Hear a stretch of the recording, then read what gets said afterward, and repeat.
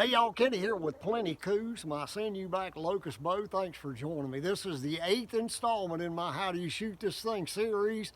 If you haven't seen the 7 previous videos, be sure to check those out. Today I'm talking arrow spine, the archer's paradox, and the primitive bow.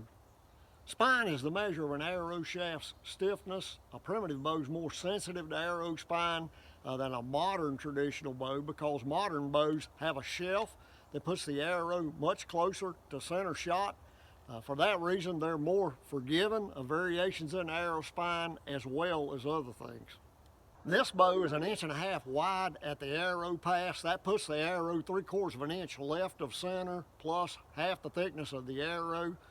So when I point at a target directly in front of me, the arrow is pointing to the left. That's known as the archer's paradox. In order for this arrow to fly straight to the target, it's going to have to navigate around the bow handle. This is what happens when you release an arrow.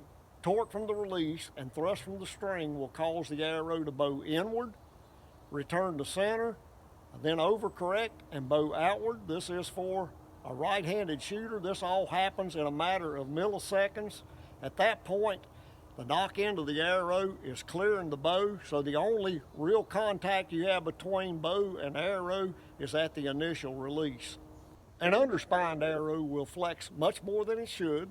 It'll take it longer to return to center, which messes up the timing of the shot. It'll overcorrect more than it should. And as it leaves the bow, the knock end sometimes will make contact. You'll hear a clacking noise when that happens. Those arrows, for me, fly off to the right. An arrow that is overspined won't flex enough to navigate around the handle. It will deflect off the bow. And for the right-handed shooter, those arrows normally go to the left. When you add a broadhead, which can also help steer the arrow, they can sometimes go wide left. That shot at the beginning of the video was with this river cane arrow. It is spined properly for this bow. Arrows don't fly straight. You can see that when trying to find equilibrium on the way to the target. That is normal arrow flight.